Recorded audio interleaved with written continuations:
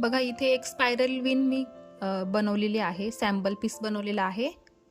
तर कोणाला बनवायचं असेल तर तुम्ही हा शॉर्ट व्हिडिओ बघून बनवू शकता. मग तुम्ही याचं ब्रासलेट पण बनवू शकताय किंवा अजून तुम्हाला कसला यूज करता आला तर तुम्ही नक्कीच करू शकताय. मी फक्त सॅम्पल म्हणून तुम्हाला शिकवणार आहे. तर सुरुवातीला बघा, हा 8 नंबरचा मोती आहे आणि हे 5 नंबरचे मोती आहे. 10 नंबरचा मोती घेतला तरी चालेल. मग इथे बघा, शेवटी मी गाठ दिलेली आहे दोऱ्याला आणि आता ह्या 2 मोत्यांमधून, फक्त 2 मोत्यांमधून सुई वरती काढायची. अशा पद्धतीने तुम्हाला करायचं आहे बघा. आता पुढे आपल्याला 2 मोती घ्यायचे आहे. तर एक 5 नंबरचा मोती आणि एक मोठा मोती. एक छोटा मोती, एक मोठा मोती, एवढं लक्षात ठेवा. बघा आता काय करायचं, हा जो मोठा मोती आहे त्या मोठ्या मोत्यातून सुई खाली काढायची. मोती ॲडजस्ट करून घ्यायचे आहे तुम्हाला, कारण ते छोटे मोठे असल्या कारणाने ते तसेच होतात. आता काय करायचं, ह्या 3ही मोत्यांमधून सुई वरती काढून घ्यायची आहे. बघा हे जे छोटे 3 मोती आहे ना, या 3ही मोत्यांमधून सुई आपल्याला वरती काढायची आहे.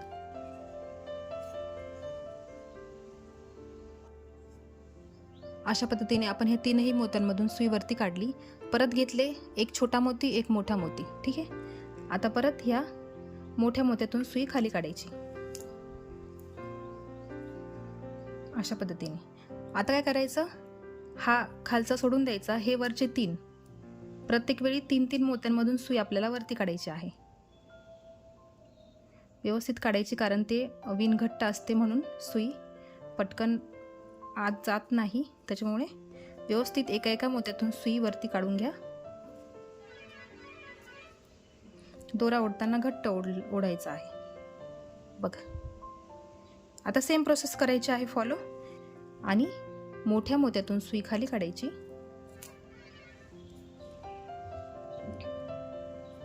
आणि हे वरचे 3 मोती मोजायचे. फक्त हे छोटे मोती जे आहे वरचे 3 मोती, त्या 3 मोत्यांतून सुई वरती काढून घ्यायची नेहमीच.